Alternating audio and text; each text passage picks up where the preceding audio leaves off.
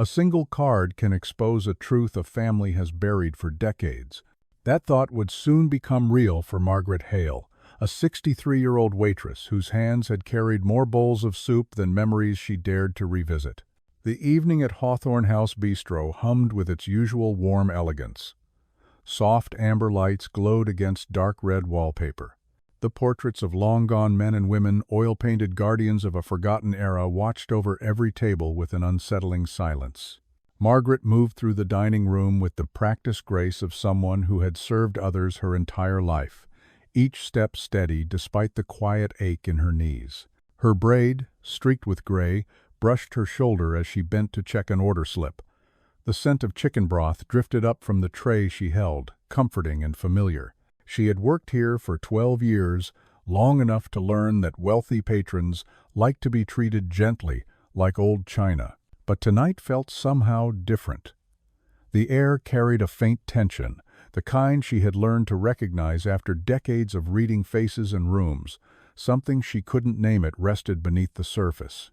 Hello everyone. Before we begin today's video, I need your help. We've noticed that the channel is losing traction, and subscribing is one of the best ways you can help us. It's quick, free, and allows us to continue bringing you great content. Your support means everything. Let's keep this channel growing collectively. Where are you watching from? Drop your city or country in the comments below. Thank you very much. At a corner table sat an elderly man in a dark gray hat, his weathered hands folded together as though bracing for something heavy. He wasn't dressed like the restaurant's usual clientele, but he sat with an air of someone who had once known influence. The guests behind him chatted over wine, unaware that the man looked moments from tears. Margaret approached with the bowl of soup, her voice gentle. "Here you go, sir. Nice and warm. Hope it helps tonight." The old man looked up at her slowly. His eyes, pale blue and shimmering with something between grief and awe, searched her face as if looking for a ghost. Margaret felt a strange shiver, the kind she used to get when déjà vu tugged at memories she didn't have. "You remind me," he murmured. But the rest of the sentence caught in his throat. She offered a polite smile. "Of someone you knew?" Instead of answering, he reached trembling fingers into the inside pocket of his coat. Margaret waited, thinking he planned to tip her or pull out a pair of old reading glasses. But what he placed on the table was neither. A small cream-colored card, embossed edges, thick, expensive stock, something meant to last and to speak without words. He nudged it toward her with a solemn finality. "Please, take it," he whispered. Margaret hesitated. A lifetime of working service jobs had taught her not to touch personal items unless clearly invited, but something in his expression, an urgency tinged with fear, made her reach for it. She turned the card over. It held only one word.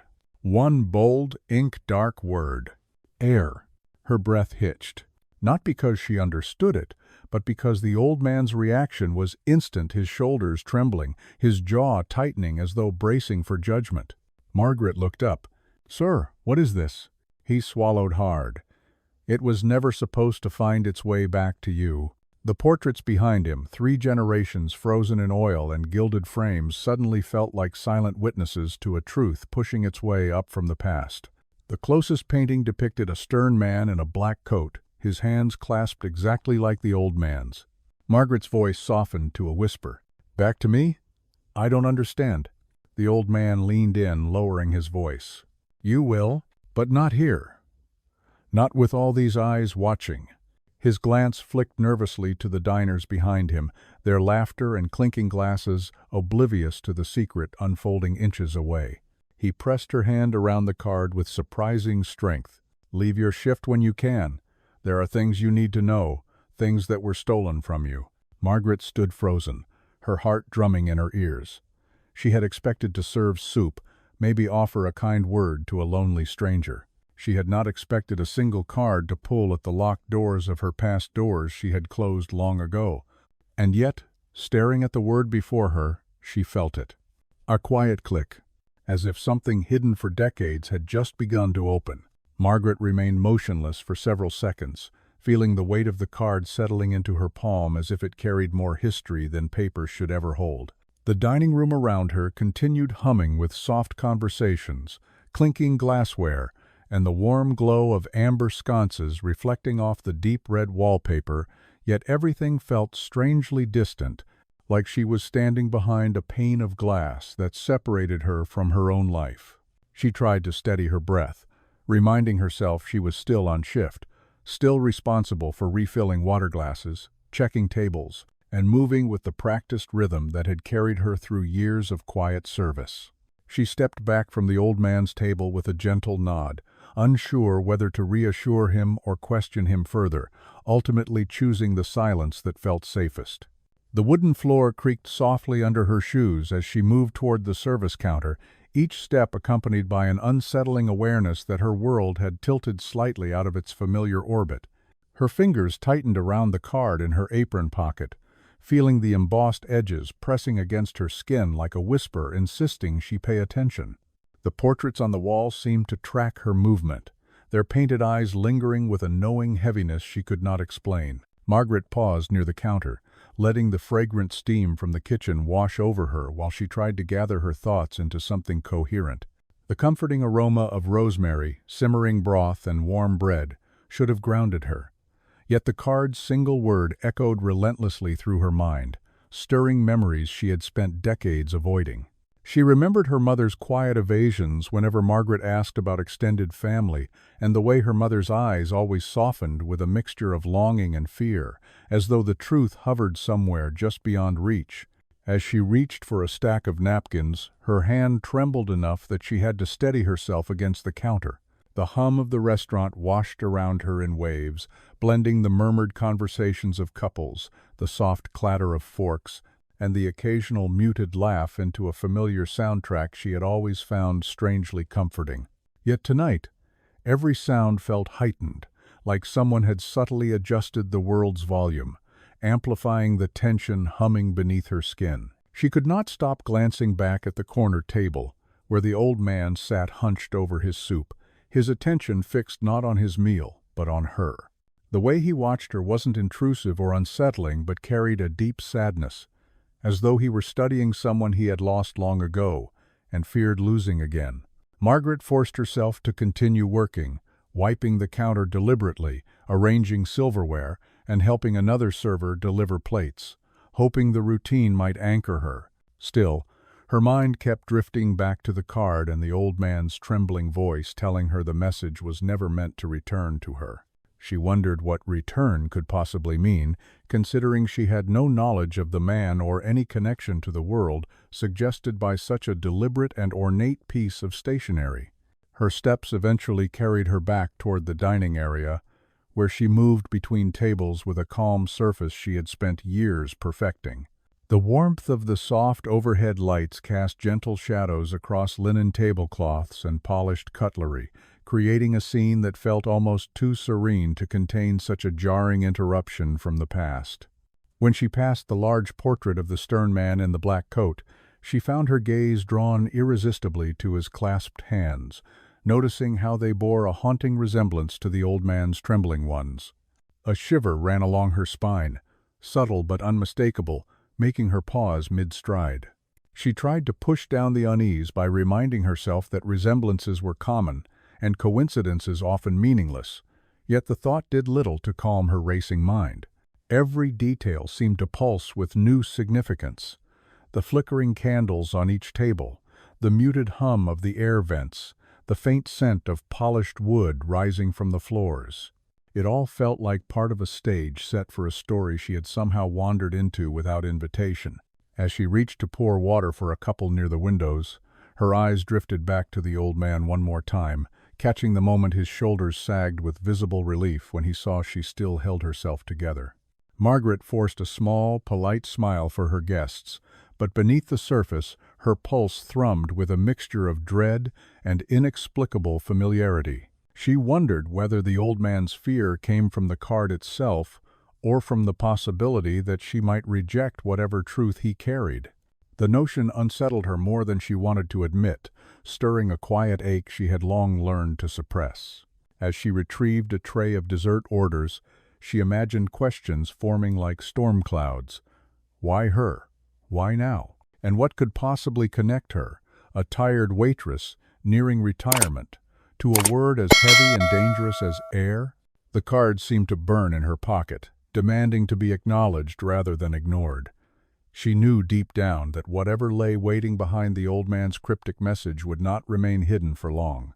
And as she returned to the dining floor once more, she felt the first trembling shift in the life she thought she understood, a sense that something long buried was beginning to rise, and that the quiet world she had built for herself was no longer as solid as she once believed.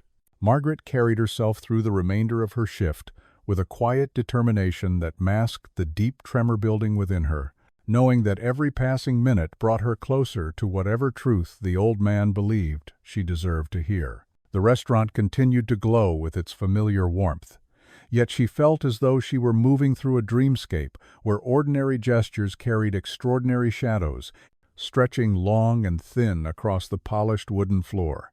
She tried to busy her hands with simple tasks, hoping the rhythm of service would steady her thoughts, but each movement inevitably circled back to the weight of the card, pressing insistently against her apron. When she returned to the old man's table to clear a few dishes, she noticed he had barely touched his soup, choosing instead to study her with an expression filled with a grief that seemed older than both of them combined. He offered a faint, apologetic smile, and for reasons she could not explain, she felt compelled to comfort him with a gentle hand on his shoulder. The moment her fingers touched the fabric of his coat, a wave of emotion surged through his features, softening the furrows in his brow as though her kindness had cracked open something long hardened by time and silence. She whispered a polite reassurance, telling him she would return shortly, and though the words seemed insignificant, they carried a sincerity that drew another tremor from him, making his hands twitch toward his coat pocket again, as if resisting the urge to reveal even more. Margaret stepped away slowly, feeling a subtle shift in the air behind her, sensing that her small gesture of compassion had tugged at a thread he had held tightly for far too many years. The knowledge unsettled her, stirring a sense of responsibility she had not expected, yet one she could not ignore. As she moved toward the back of the dining room, she overheard a pair of older patrons at a nearby table discussing the recent decline of one of the town's oldest families, their hushed voices tinged with pity and curiosity. They mentioned a string of misfortunes, estranged relatives, and whispered scandals that had circulated through the community for decades, each rumor thick with speculation and vague half-truths. Margaret tried to focus on her duties, but the words clung to her mind like dust settling onto the surface of a forgotten heirloom, hinting at connections she could not yet articulate. Returning to her station, she was approached by Mrs. Keene, one of the restaurant's long-standing regulars, who had always taken an affectionate interest in Margaret's life. The older woman leaned in conspiratorially, her gaze flicking toward the old man in the corner, and asked whether Margaret knew him from somewhere, because his eyes had held a look she recognized from people rediscovering something precious they feared they had lost forever. Margaret forced a careful smile, knowing she could not reveal the truth, yet sensing that Mrs. Keene's intuition brushed dangerously close to a reality she herself had not yet deciphered. When Margaret stepped into the dim hallway leading to the kitchen, she allowed herself a moment to breathe, letting the cool air soothe her heated thoughts. She pulled the card from her apron and studied it again, running her finger across the single word with a mixture of disbelief and apprehension. The thickness of the paper, the refined embossing, and the deliberate simplicity of the design all suggested an origin steeped in old wealth and strictly guarded lineage, a world she had never belonged to and had never imagined intersecting with her own. Yet the card existed, and the old man's shaking hands had delivered it to her with unmistakable intent. She returned to the dining room, to find the old man rising slowly from his chair, bracing himself against the table with the careful movements of someone whose body had long since betrayed him. When he saw her, his expression softened with a weary relief, as though he had feared she might disappear before he could gather the courage to speak again. Margaret approached dutifully, offering support with a steady hand, and he accepted it wordlessly, leaning on her with a familiarity that startled her more than his earlier confession. As she helped him adjust his coat, His fingers brushed against hers, and he whispered a phrase so quiet she almost missed it, telling her that kindness had always run strong in her blood, even when the truth had been buried under fear and separation. Margaret felt her breath hitch, sensing that his remark carried far more meaning than simple gratitude, aligning too neatly with questions she had carried for most of her life, but never dared to voice. She steadied him as he reached for his hat, watching as his frail posture contrasted sharply with the lingering strength in his voice. Before he left, he paused and pressed a folded scrap of paper into her hand, urging her to keep it safe until she was alone and ready to understand its significance. Margaret felt the world narrow to the small space between them, every surrounding sound dipping into a muffled haze as though granting the moment a protected silence. The old man's eyes shimmered with a mixture of hope and terror, as if the fate of something much larger than either of them hinged on whether she would choose to follow the trail he had begun to reveal. He stepped away slowly, offering one final nod before retreating toward the exit, leaving Margaret standing amidst the warm glow of the dining room with the scrap of paper clenched tightly in her fingers. She sensed another threshold had opened before her, one carved not by chance, but by a lineage she had never known she possessed. And as she watched the door close behind him, she knew the night's first secret had already begun to unfurl, carried by the quiet power of a simple act of kindness. Margaret stood near the hostess stand long after the old man had disappeared into the cool night air, gripping the folded scrap of paper he had given her with a mixture of trepidation and reluctant curiosity. The dining room behind her had settled back into its familiar rhythm, yet she sensed an invisible shift in the atmosphere, as though the threads of her life had begun tightening toward a center she had never noticed before. She slipped the note into her pocket and forced herself to finish wiping down the counter, hoping the repetition of small tasks might steady the swirl of thoughts rising uncontrollably within her. When she finally stepped into the narrow hallway beside the restrooms, she unfolded the paper with trembling hands, revealing a short line written in elegant, deliberate handwriting that seemed older than the ink itself. It contained only an address and a time, accompanied by a single phrase urging her to come alone if she wished to understand the truth her mother had tried so desperately to protect. Margaret felt the hallway tilt slightly as she reread the words, realizing the old man had never intended to leave her with uncertainty, but had instead drawn her into a conversation he believed she had avoided for far too long. As she refolded the note, she sensed someone approaching from behind, their footsteps soft yet purposeful against the polished floor. Turning slightly, she found herself face to face with the restaurant's assistant manager, Mr. Rowan, whose expression carried an unusual intensity that immediately unsettled her. He adjusted his tie with a slow, calculated motion, studying her with eyes that seemed far too observant for someone who normally kept to himself. Margaret attempted a polite smile, but her unease grew when he stepped closer and lowered his voice, asking whether everything was all right with the gentleman at table 9. She answered cautiously, offering only that the man had seemed frail and emotional, hoping the manager would accept her explanation without prying further. However, Rowan's gaze sharpened, lingering on her apron pocket as though he somehow sensed the hidden weight of the card and note tucked inside. He asked whether the man had given her anything unusual, phrasing the question lightly but with an undercurrent that suggested a deeper motive she could not yet identify. Margaret hesitated before replying, choosing her words carefully, sensing that honesty might place her in danger while deceit might unravel whatever fragile trust the old man had placed in her. Rowan leaned one hand against the wall, blocking part of the narrow corridor, as he repeated the question with a softness that felt strangely coercive, like velvet hiding a blade.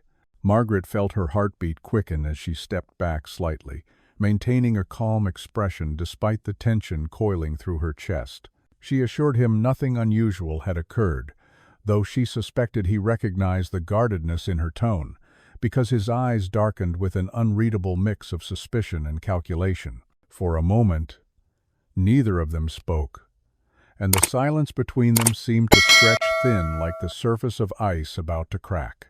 Then, unexpectedly, Rowan shifted his posture, his expression softening into something almost sympathetic, as he told her that certain guests occasionally carried complicated histories, and it was always wise to report anything concerning to management.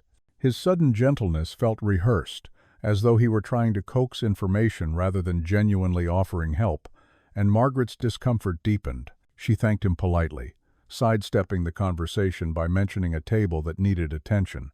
Yet she felt his gaze burning into her back as she returned to the dining room, the encounter replaying in her mind with unsettling clarity. The remainder of her shift unfolded beneath the pressing awareness that Rowan's curiosity was not casual but pointed, as though he recognized the old man or expected something from him that had not transpired. Margaret moved mechanically between tables, her thoughts repeatedly circling back to the weight of the card marked Heir, the mysterious address on the note, and the sharp glint in Rowan's eyes when he questioned her. She could not shake the feeling that her connection to the old man, however faint or accidental, had stirred something dormant within the restaurant's walls, creating a ripple of consequences she did not understand. As she walked past the large portrait near the entrance once more, her breath caught unexpectedly when she noticed a faint resemblance between the painted figure's eyes and Rowan's, a subtle echo in shape and color that sent a cold tremor down her spine. She realized then that curiosity might not have been the manager's only motive. Instead, he may have recognized something in her, perhaps in her features or manner, that made her relevant to a history she had never been told. The idea unsettled her deeply, raising questions she knew she could not ignore any longer. By the time the last diners departed, and the lights dimmed to their soft closing hour glow, Margaret found herself unable to shake the sensation that the walls around her were holding secrets just out of reach, whispering truths too fragile to surface without careful coaxing. As she gathered her belongings and prepared to leave, she felt one last glance from Rowan, following her to the door, carrying an unspoken warning wrapped in polite formality. She stepped into the cool night air with the note clutched tightly in her hand, knowing her world had irrevocably changed, and that the old man's message had drawn the attention of others who might not wish her well. Yet as she walked toward the dimly lit street, she felt a quiet resolve forming within her, driven not by fear but by the deep, persistent ache of wanting to understand the parts of her life that had always existed in shadow. She knew the path ahead would be tangled with danger and revelation, but she also sensed that whatever awaited her at the mysterious address was something she could no longer turn away from. And with each step she took, the single word on the card echoed louder in her chest, shaping a destiny she had never imagined embracing. Margaret walked slowly toward her car, feeling the night air settle around her with a damp heaviness that clung to her coat and tightened across her shoulders like an unseen hand, urging her to reconsider the path she was preparing to take. The street lamps cast long, pale shadows across the pavement, stretching toward her in thin, trembling lines that seemed to quiver with every step she made toward the darkened parking lot behind the bistro.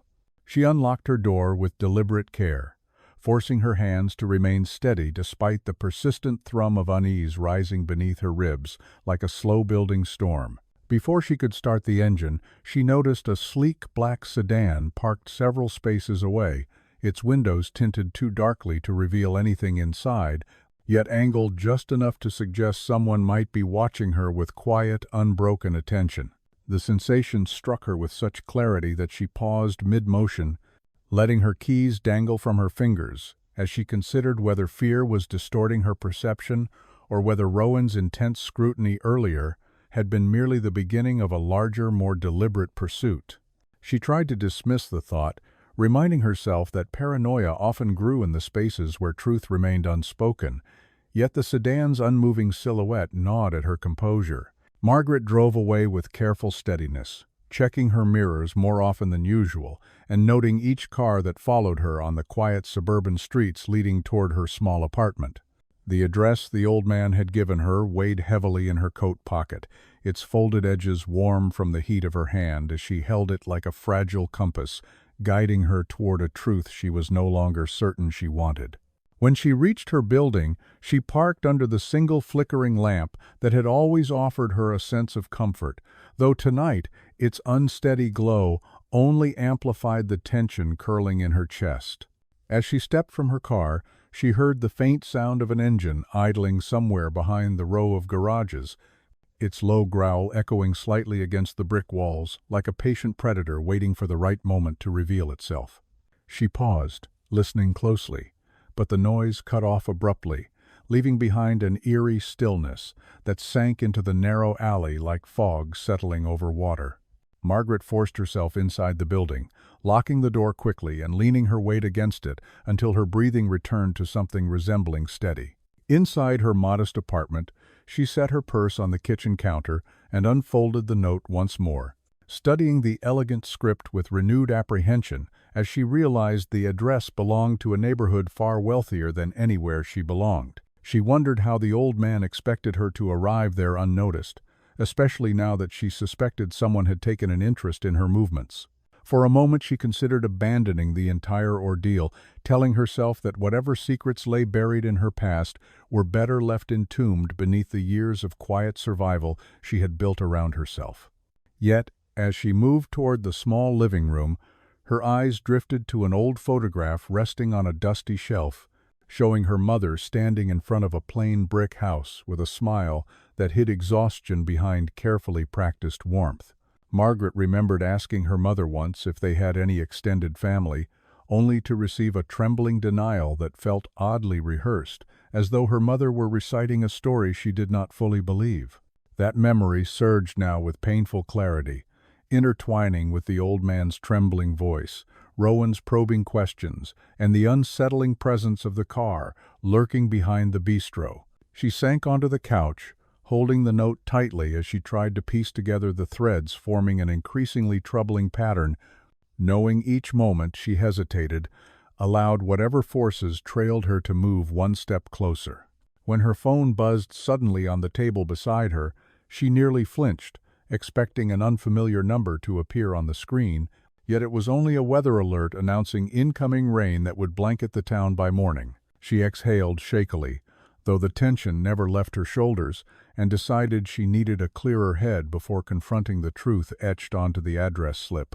Rising from the couch, she walked to the kitchen and poured a glass of water, letting the coolness calm the heat in her throat. But as she raised the glass to her lips, a sharp knock echoed through her apartment door, freezing her in place, with a chilling certainty that the danger had finally arrived at her threshold. The knock came again, quieter this time but precise and steady, as though the visitor knew exactly how to command attention without resorting to force. Margaret set the glass down and moved carefully toward the door, stopping just short of the peephole as her heart hammered loudly enough to drown out the distant hum of passing cars. She hesitated before looking, fearing what she might see, yet braced herself and leaned forward, only to find the hallway empty with a silence so deliberate it felt like someone had stepped out of sight only seconds earlier. She opened the door a crack, glancing both ways, and spotted a thin envelope lying on the floor, its creamy paper matching the texture of the card the old man had given her. She bent down slowly, picking it up with cautious fingers that tingled with recognition and dread, knowing the envelope's appearance confirmed that her connection to the old man had not gone unnoticed by the wrong people. Inside was a single typed message warning her to stay away from the address and to avoid further involvement in matters that did not concern her, followed by a closing line suggesting that accidents often befell those who asked the wrong questions. Margaret closed the envelope with trembling hands, realizing the stakes had shifted dramatically, and the danger she faced was far more calculated than she had previously imagined. As she locked the door and backed away into the dimness of her living room, she understood with chilling certainty that her mother's silence had not been born of shame, but of fear, and that the forces now circling her life had once circled her mother's as well. Whatever truth awaited her at that mysterious address carried not only answers but threats powerful enough to reach across decades, leaving Margaret with a single, terrifying realization. The past had never truly left her. It had simply been waiting for the moment she could no longer run from it. Margaret barely slept that night, lying awake beneath the dim glow of her bedside lamp, while the warning envelope sat on the kitchen counter like a silent threat waiting for acknowledgement. She watched the shadows of passing cars glide across her ceiling in long, trembling streaks and wondered which of them might belong to the people who had delivered the message with such calculated precision. When dawn finally arrived in a wash of pale gray light, she rose with the slow heaviness of someone carrying a secret that refused to be set down, knowing the questions surrounding her past would only grow more tangled if she continued avoiding them. She dressed in her warmest coat and stepped out into the chilly morning, feeling an instinctive urge to seek answers from people who might have known her mother before. The quiet life they built together had erased any trace of extended family. The neighborhood was still shaking off sleep as she walked toward the community center, where several retirees gathered each morning for coffee and conversation, a place her mother had occasionally visited during periods of loneliness she never admitted openly. Margaret felt uncertain approaching the building, unsure whether anyone inside would remember her mother well enough to illuminate the dark corners of their family history. The moment she entered, the familiar scent of brewed coffee and old books settled around her, mingling with the low murmur of voices drifting from the tables arranged near the windows. Several older patrons greeted her with polite nods, their warm expressions easing a bit of the tension gripping her shoulders. Margaret approached Mrs. Keene, who sat beside a tall, thin man whose eyes carried the distant look of someone who had lived long enough to recognize patterns others often overlooked. She greeted them softly, asking whether they had a moment to talk about her mother, whose memory still lingered in the town, albeit faintly. Mrs. Keene straightened slightly, her face shifting into a gentle smile, tinged with curiosity, and asked whether Margaret was all right, because she seemed more troubled than usual. Margaret hesitated before admitting she had received something unusual from a stranger and believed it might relate to her mother's past, though she avoided mentioning the card or the threatening envelope. The tall man beside Mrs. Keene lifted his head at the mention of Margaret's mother, saying he vaguely remembered her as a quiet woman who kept to herself yet carried an air of sorrow that never fully disappeared no matter how kindly she smiled. He mentioned that her mother had once been visited repeatedly by a distinguished older gentleman many years ago, a man who always arrived in expensive coats and left quickly whenever neighbors approached too closely. Margaret felt a cold shiver crawl up her spine at the description, realizing it matched the old man at the bistro with disconcerting accuracy. She asked if they knew who he was, but the man shook his head slowly, explaining that rumors circulated about him belonging to one of the wealthiest families in the region, though no one ever confirmed it because her mother refused to acknowledge the visits whenever questioned. Mrs. Keene leaned in then, lowering her voice as she confessed that some believed Margaret's mother had once been romantically involved with a man far above her social standing, resulting in a child whose existence might have posed a threat to certain powerful relatives. Margaret's breath caught as she processed the implication, wondering how deeply the old man had been entangled in her mother's life and whether he was the same visitor who had come to the community years earlier in secret. She felt a hollow ache spread through her chest, realizing how much her mother must have carried alone, shielding Margaret from dangers she never understood. The tall man added that her mother had nearly moved away once, packing her belongings with frantic urgency before abruptly changing her mind after receiving a phone call that left her shaken for days. He remembered seeing her sit on a bench outside the community center afterward, clutching a small envelope that looked identical to the one delivered to Margaret's door the previous night.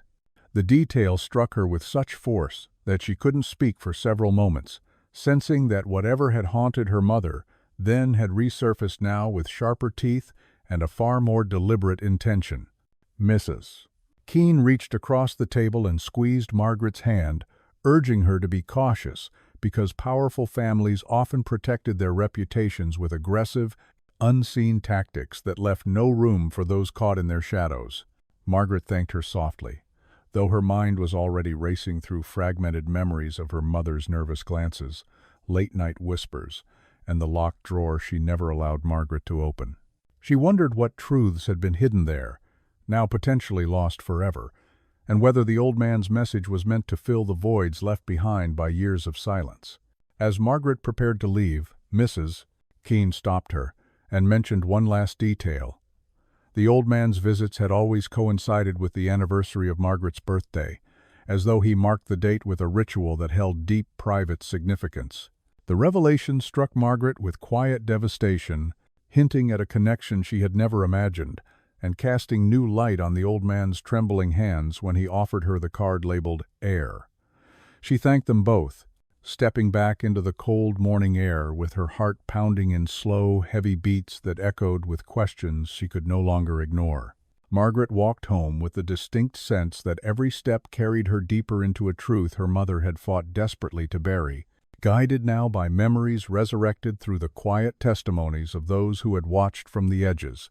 She understood that the next step required following the physical trail left behind by her mother's protectors and pursuers alike, beginning with the address on the old man's note, a destination that promised both revelation and danger in equal measure.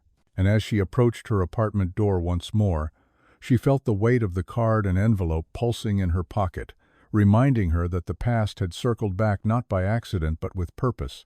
By the time Margaret reached her apartment again, the morning light had grown brighter, yet the clarity it offered did nothing to soften the heaviness pressing against her chest as she stood inside her living room holding the old man's note like a fragile tether to a past she barely recognized. She knew the next step would require confronting the spaces her mother had once tried to conceal, so she gathered her courage, slipped the note into her pocket, and headed toward the town's medical center, hoping their archives might hold fragments of truth hidden beneath years of routine paperwork and forgotten signatures. The cold air nipped at her cheeks as she walked, carrying the faint scent of rain-soaked asphalt, which mingled uneasily with the tightening knot of apprehension winding through her stomach. The medical center sat on a quiet corner near the river, its brick exterior softened by decades of weather, and the slow encroachment of ivy climbing the walls with stubborn persistence.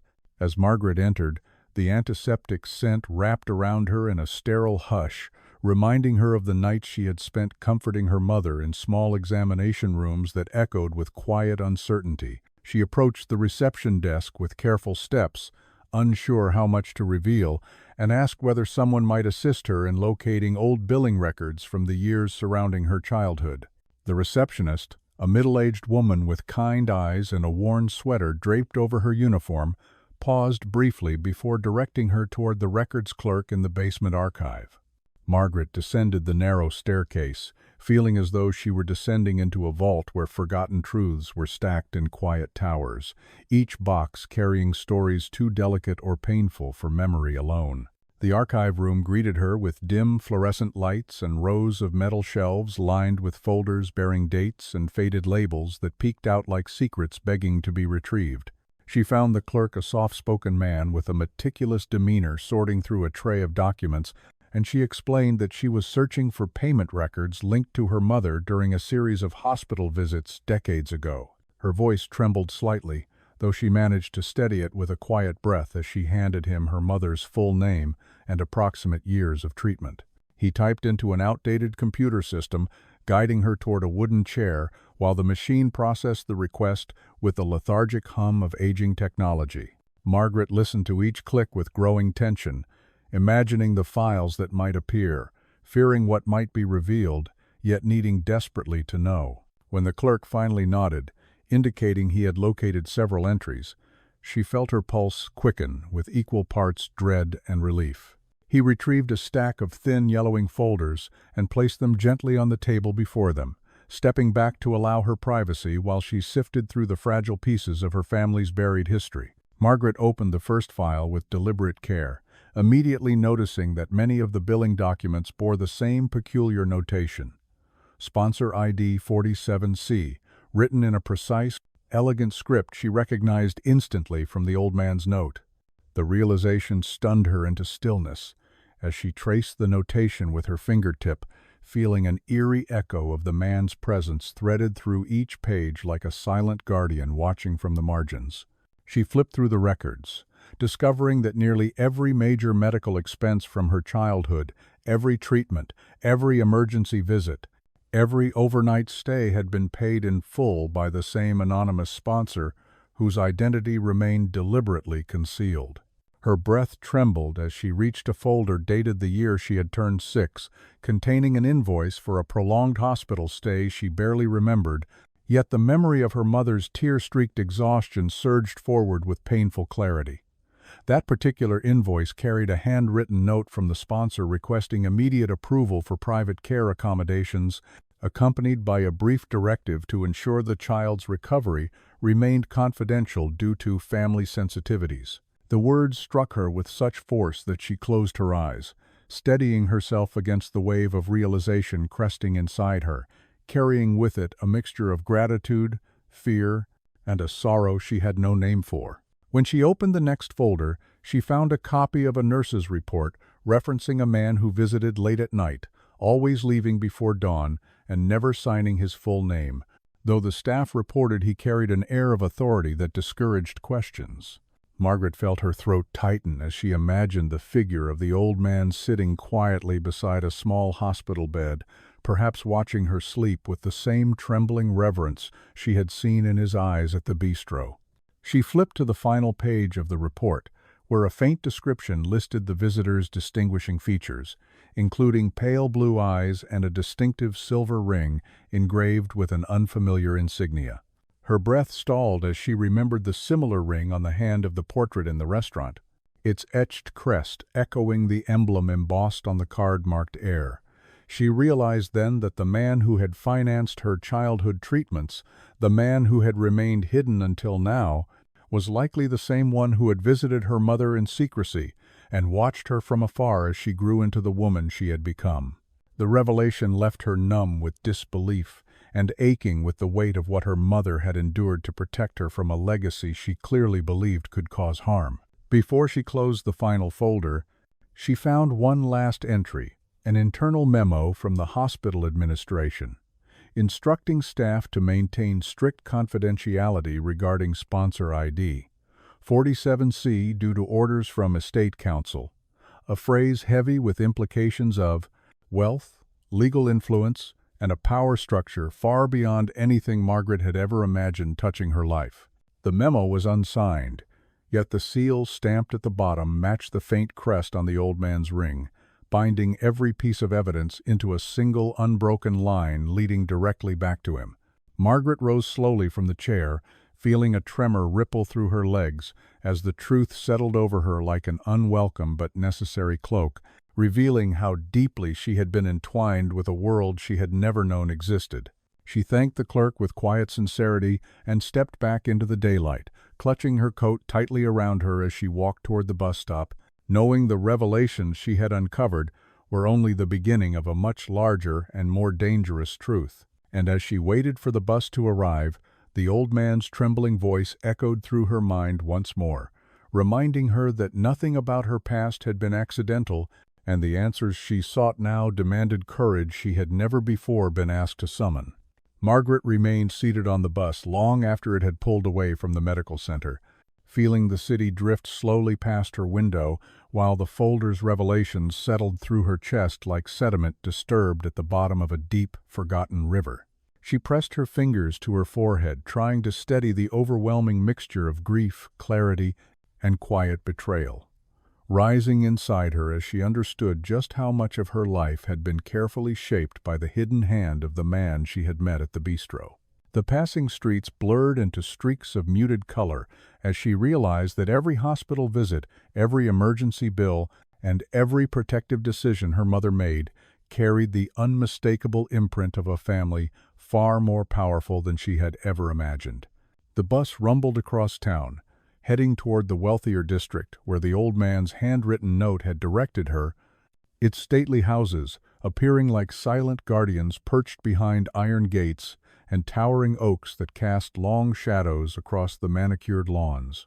Margaret stepped off at a quiet corner, feeling the weight of the surrounding affluence press upon her as she walked toward a sprawling stone mansion whose facade seemed to shimmer with a cold, restrained grandeur that reminded her of the family crest she had seen in the portrait. She paused at the gate, reading the bronze plaque engraved with a surname she had heard only in whispered rumors. Pierce, a name synonymous with old money, political influence, and a legacy built across generations. Margaret's breath caught as she realized the mansion matched descriptions she had overheard from townspeople long ago, stories of a reclusive family whose internal conflicts rarely left the estate's high walls, yet left visible traces across the region's history. She approached the intercom hesitantly, unsure whether she had the right to step any closer, but before she could decide, the gate clicked open with a soft mechanical hum, as if someone had been expecting her arrival. She stepped inside with cautious steps, her heartbeat fluttering beneath her ribs as she followed the path toward the grand entryway, framed by tall pillars and heavy wooden doors, carved with intricate patterns, echoing the crest on the card labeled Heir.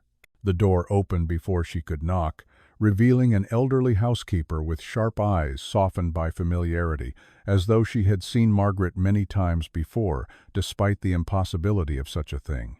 The woman greeted her by name with a quiet nod, explaining that the old man had instructed her to bring Margaret inside the moment she arrived, because the truth he carried could no longer be postponed. Margaret's pulse quickened as she followed the housekeeper through the wide foyer, her gaze drifting across oil portraits lining the walls' faces bearing various mixtures of her own features, including the unmistakable curve of her jaw and the pale blue eyes she had long assumed were simply quirks of genetics. The housekeeper led her into a dim, wood-paneled study where the old man sat in a leather armchair beside a crackling fireplace, his posture fragile, yet dignified as though he balanced the weight of decades on shoulders now too frail to carry them alone. He looked up the moment she entered, and the quiet sorrow in his pale eyes deepened into something fierce and urgent, as though he feared he might lose her again if he hesitated even a moment longer. Margaret stepped closer, sensing that silence had become too heavy to bear, and she asked him directly whether he had been the one protecting her all those years, and whether the truth she sought now was the very thing her mother had spent her life fearing. The old man nodded with a trembling breath, explaining that he had once loved her mother deeply, but their relationship had been forbidden by a family whose power was guarded by strict traditions regarding lineage, inheritance, and reputation. He confessed that the powerful patriarch of the family, his own elder brother, had demanded that Margaret's mother leave the Pierce estate forever once her pregnancy became known, insisting that any child born outside the sanctioned boundaries of their lineage could threaten the carefully constructed inheritance structure. Margaret listened in stunned silence, realizing that her mother had been forced to abandon not only the man she loved, but also the security and recognition that might have protected them both. The old man continued with a voice thickened by remorse, explaining that he had spent years attempting to restore some semblance of safety for Margaret and her mother through discreet financial support, secret hospital visits, and quiet surveillance intended only to shield them from the Pierce family's reach.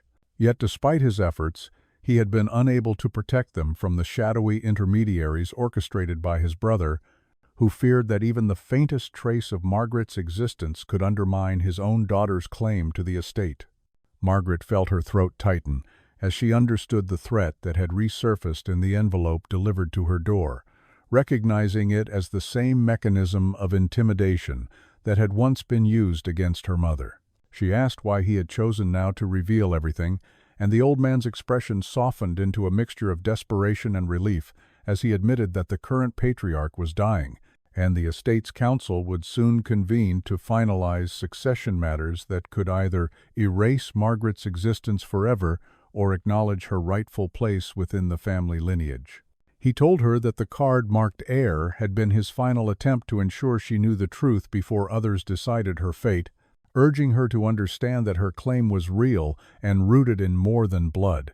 It was rooted in the love and sacrifice that had shaped every hidden act of protection throughout her life. Margaret stood in the quiet study, feeling the truth settle around her in an overwhelming convergence of memory, revelation, and inherited pain, recognizing for the first time that her life had always existed at the intersection of two worlds, one defined by modest survival and the other by ruthless legacy. As she gazed at the crest above the fireplace, she felt the threads of her past tightening into a single, undeniable truth. She had never been abandoned, only hidden, and the man before her had been both her greatest protector and her most devastating loss.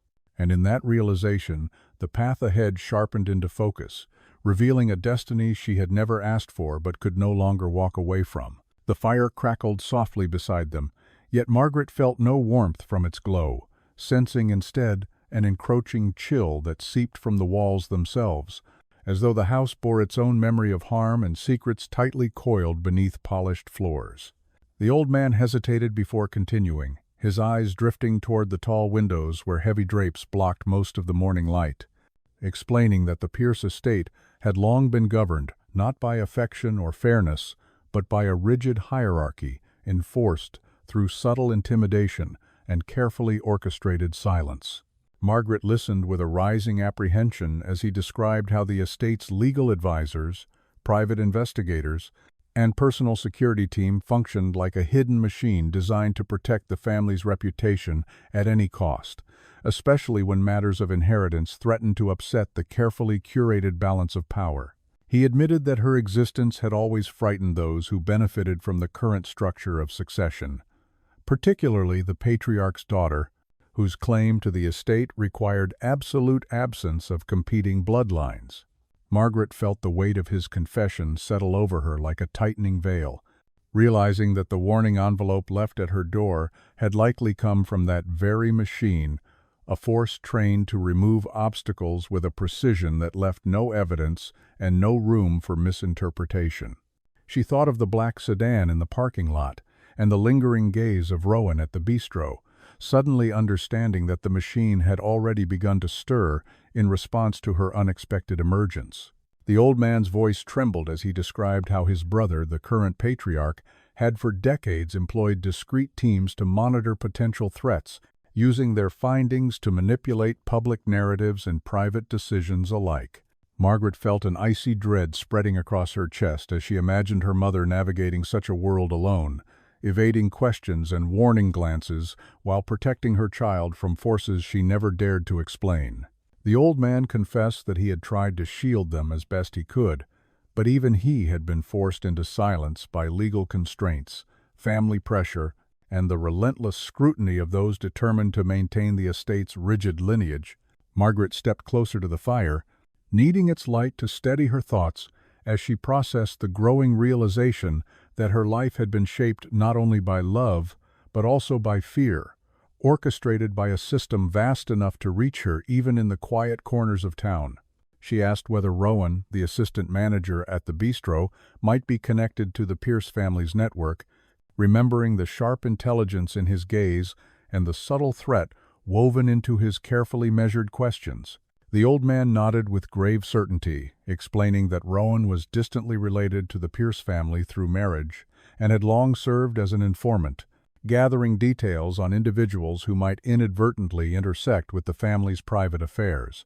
Hearing this, Margaret felt her skin prickle as she recalled Rowan's almost clinical interest in the old man's presence and his insistence on knowing whether she had received anything unusual. The old man explained that Rowan's loyalty to the patriarch's faction made him particularly dangerous, especially now that succession matters were being finalized behind closed doors, heightening tensions and amplifying the machine's propensity for decisive intervention. Margaret felt a cold realization settle over her as she understood that her every movement since the encounter at the bistro had likely been observed, catalogued, and reported in ways she could scarcely imagine. The old man reached for a worn leather folder resting on the table beside him, offering it to her with trembling hands while explaining that it contained documents detailing the legal structure of the Pierce estate, including clauses that could either enfranchise or erase her entirely depending on how the council interpreted her lineage. Margaret opened the folder slowly, scanning the dense text and noticing several highlighted passages noting conditional succession, heritage review, and provisional status, phrases that struck her with the cold clarity of a system built to protect itself by controlling every possible outcome. She realized then that the card marked Heir had not been merely symbolic. Rather, it represented a claim that could upend the entire inheritance structure if validated through formal channels. As Margaret continued reading, she found a document bearing her mother's name, listing her as a private ward under an undisclosed agreement, suggesting that the machine had once tried to contain her mother quietly rather than acknowledge her openly. She felt her throat constrict with a mixture of anger and grief, recognizing how much her mother had sacrificed to keep her beyond the reach of a lineage that valued its power more than the well-being of those entangled in its orbit. The old man's voice softened as he admitted that his greatest regret was not defying his family sooner, confessing that his own fear had allowed the machine to separate him from the only two people he had ever truly cherished. Margaret closed the folder with a trembling breath, realizing that the machine's growing attention meant her time to act was rapidly shrinking, especially with the council's meeting approaching and the patriarch's health declining more quickly each day. She looked at the old man, seeing the exhaustion etched into his features, and asked whether the family knew she had visited the estate or whether this revelation had occurred in secrecy. He hesitated before admitting that some members likely already knew, particularly those aligned with Rowan's faction, who monitored the gate's activity and maintained quiet control over the estate's internal surveillance. The truth settled heavily in Margaret's mind as she understood the full extent of the danger pressing in around her, recognizing that her emergence as a potential heir threatened not only the structure of inheritance, but also the reputations of individuals whose influence extended far beyond the estate's walls. She felt a deep resolve forming within her, not born from ambition, but from the unshakable need to honor her mother's sacrifices and finally step into the truth that had followed her since childhood. As she rose from her seat, she realized that the machine would not fade quietly, and that confronting it required a strength she had never before been asked to summon. And as she met the old man's weary gaze, she sensed that the battle for her rightful place had already begun, unfolding like the slow, inevitable swing of a great clock whose pendulum had waited decades for this moment of reckoning. Margaret left the study with the heavy folder pressed tightly against her chest, walking down the long hallway lined with portraits whose painted eyes seemed to follow her with a mixture of curiosity and judgment, as though they were bearing witness to a truth long denied, yet finally demanding recognition. The housekeeper guided her toward a side entrance leading to the estate's grand conservatory, explaining in a hushed tone that the council members had begun arriving earlier than expected and were gathering for an informal pre-meeting discussion that would inevitably shape the outcome of the formal session planned for later that afternoon. Margaret felt her breath tighten as she realized she was being ushered into the very heart of the machine, a place where power was traded in whispers and decisions were crafted behind polished glass. The conservatory stretched before her like a cathedral of glass and greenery, flooded with filtered sunlight that cast pale reflections across the marble floor and illuminated a cluster of sharply dressed individuals conversing near an arrangement of rare orchids. Their voices hovered in the air like faint static, each word carrying the crisp confidence of people accustomed to having their decisions ripple across the world beyond the estate's gates.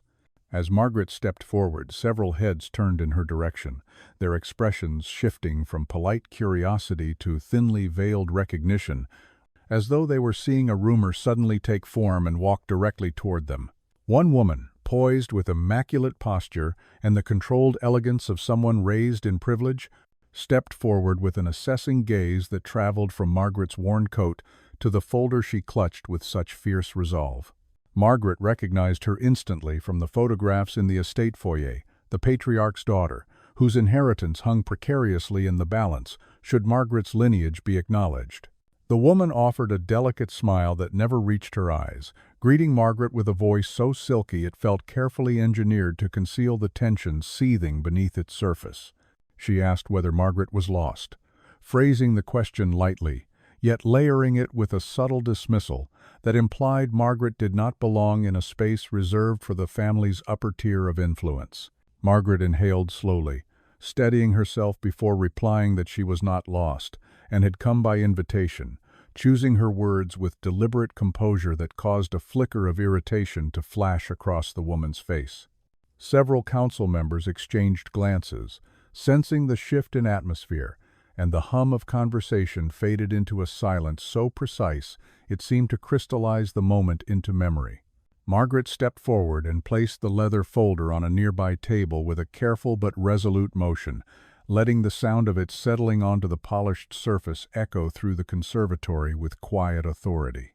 The patriarch's daughter stiffened as Margaret opened the folder, revealing the documents detailing the financial support, hospital visits, and legal annotations that indisputably connected Margaret to the Pierce bloodline.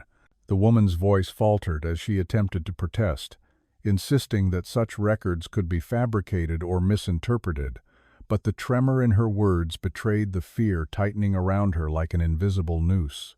Margaret held up the card marked Heir, watching as several council members leaned closer with widened eyes.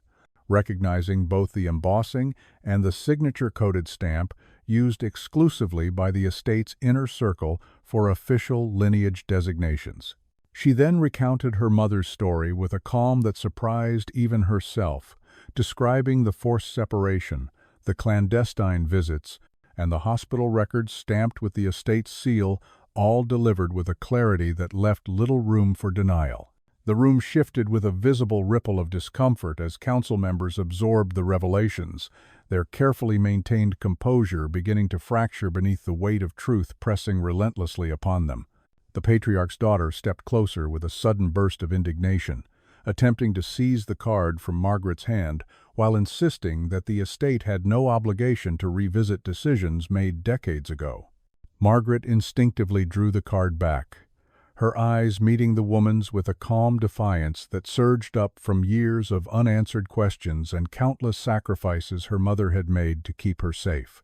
The confrontation cast a tension across the conservatory so sharp it felt almost audible, like the tightening of a violin string pushed to the verge of snapping. Before the woman could speak again, the old man entered the conservatory, leaning heavily on his cane yet projecting an authority that immediately silenced the room. His gaze swept across the council members before landing on Margaret with a mixture of pride and regret, then shifting to his niece with a steeliness that caused her to step back as though struck by an invisible blow. He announced that Margaret was his biological granddaughter and that he had concealed her existence only out of fear for her safety, emphasizing that the time for secrets had ended and the estate must confront the truth it had buried. Several council members murmured among themselves the words verification, lineage, and succession review, drifting through the air with growing concern. The old man declared that he had already submitted formal documentation to the estate's legal counsel confirming Margaret's claim, effectively forcing the council to evaluate her eligibility within the inheritance structure. The patriarch's daughter protested loudly, accusing Margaret of manipulation. But her voice cracked under the pressure of the council's shifting attention and the undeniable authority carried by the old man's admission. Margaret felt the room tilt subtly as she stood beside him, realizing that the moment she had dreaded for decades without ever knowing its shape or name had arrived with a clarity that left no room for retreat. She looked around the conservatory, seeing fear, curiosity, hostility, and reluctant respect mingling in the faces watching her, forming a tableau of power confronted by truth. And as the council members called for an emergency session to address the revelations, Margaret understood with startling certainty that the life she had known until now had dissolved into something irrevocably different, a world where her existence could no longer be tucked quietly into the shadows. In that suspended moment, she felt the first tremor of liberation ripple through her, as though the walls of the Pierce legacy had finally cracked enough to let air reach places long starved of light. The council chamber filled slowly with members carrying folders, tablets, and clipped expressions that revealed far more anxiety than any of them dared to admit, each step echoing across the polished marble floor like the measured ticking of a clock approaching a decisive hour. Margaret walked beside the old man with a calm that surprised her, feeling the tremor of uncertainty in her legs, yet refusing to allow it to shape her posture, knowing the room would scrutinize every breath she took. She took a seat at the long oak table, placing the leather folder before her with a deliberate grace that contrasted sharply with the frantic energy simmering among those who now understood their carefully preserved hierarchy had been cracked open beyond repair. The patriarch's daughter entered last, her chin lifted in a brittle attempt at composure while her eyes darted toward Margaret with a mixture of disbelief, resentment, and barely restrained panic, all woven into a single expression that revealed how deeply her world had been shaken. She sat opposite Margaret, folding her hands tightly atop the table as though gripping the remnants of authority she feared slipping through her fingers, and began whispering urgently to a pair of advisers who avoided meeting Margaret's gaze. The council chair called for silence, inviting all members to acknowledge the old man's formal statement regarding Margaret's lineage, the weight of his words settling over the chamber like a slow, inevitable tide. Margaret listened as the chair read aloud the key documents from her folder, each line stripping away layers of denial and leaving behind a truth impossible to dismiss, causing several members to shift uncomfortably in their seats while others leaned forward with cautious interest. The patriarch's daughter attempted to interject, challenging the authenticity of the signatures and the interpretation of the hospital records, but her voice carried a brittle sharpness that undercut her credibility, revealing the desperation she struggled to contain. Margaret waited for the outburst to subside, refusing to be drawn into a verbal battle, choosing instead to let silence carry her strength, knowing her calm unnerved her opponents more than any raised voice could. When the chair invited her to speak, Margaret rose slowly, placing both hands atop the folder as she addressed the room with a steadiness born not of ambition but of necessity, describing the years her mother spent in fear of a family that had chosen silence over compassion.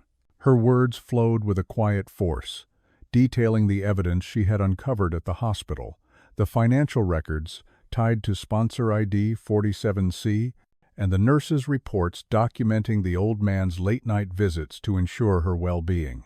She spoke not as someone demanding power, but as a daughter reclaiming the truth her mother had been denied, her voice carrying a dignity that cut through the chamber's tension with precise clarity. When she finished, the room remained silent for several long moments, as though absorbing the truth in slow, steady increments, reluctant yet compelled to acknowledge the validity of her claim.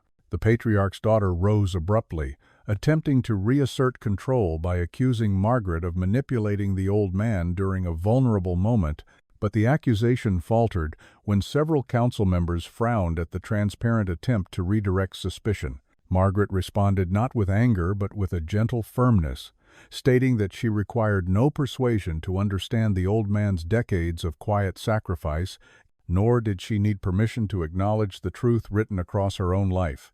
Then, in a gesture that carried the weight of her entire journey, she reached into her coat pocket and retrieved the original cream-colored card marked Heir, placing it in the center of the table with a calm so deliberate it seemed to slow the very air around them. The card lay there like a small but immovable stone dropped into a still pond, its presence rippling outward across every face in the room, stripping away the last remnants of denial. Margaret looked directly at the patriarch's daughter, meeting her glare with a gaze free of malice but firm with inevitable understanding, and said, "This was never meant to be hidden, and it was never yours to control."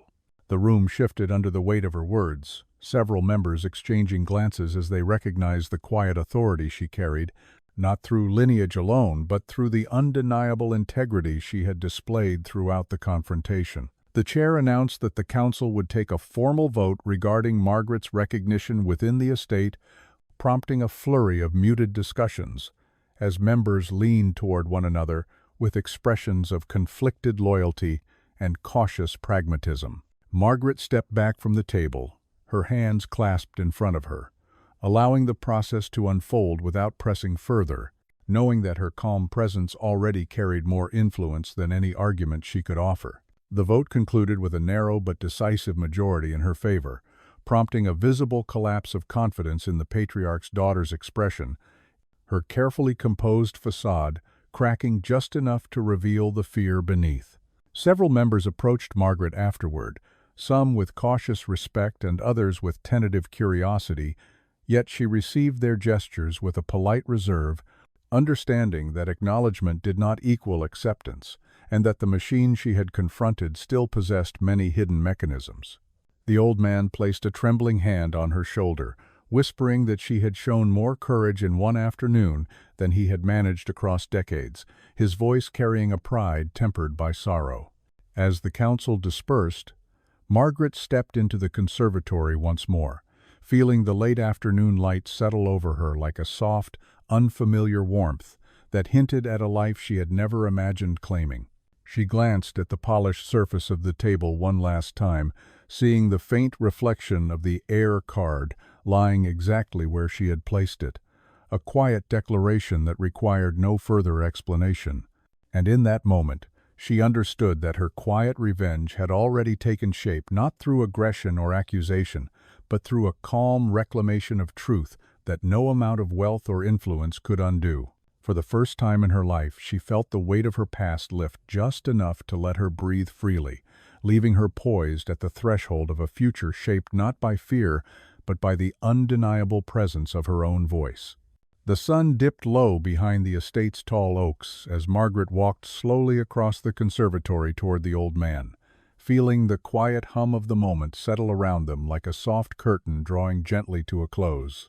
The council members had dispersed, leaving behind only the distant echo of their divided footsteps and the faint smell of polished wood lingering in the air. Yet the room felt strangely lighter now that the truth had finally stepped into the open. The old man watched her approach, with eyes shimmering, not with fear or uncertainty, but with a fragile hope that trembled like a flame resisting an unexpected gust of wind. He reached for her hand with a hesitance shaped by years of regret, explaining in a voice softened by age that he had never intended to abandon her or her mother, but had simply lacked the courage to stand against the machine he had helped create. Margaret listened quietly, feeling the tremor in his fingers as he spoke, a mixture of sorrow and admiration, recognizing in her simplicity a strength far greater than anything forged within the estate's polished walls. He promised to arrange a trust in her mother's name, ensuring that Margaret would never again struggle under the weight of medical bills or financial uncertainty, offering his support not as an obligation but as a gesture of love long deferred.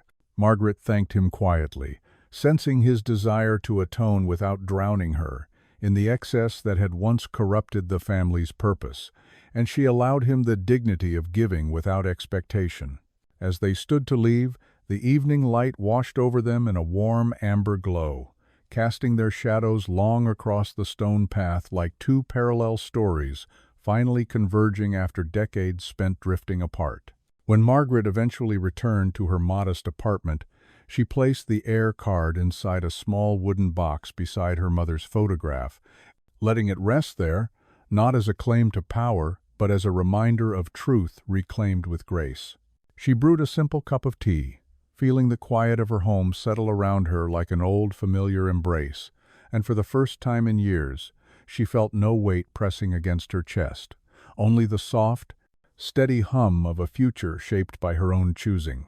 And as she looked toward the window, watching the gentle flicker of streetlights come alive, she whispered a thank you to her mother, knowing that love, quiet, stubborn, and unyielding, had carried her farther than any inheritance ever could.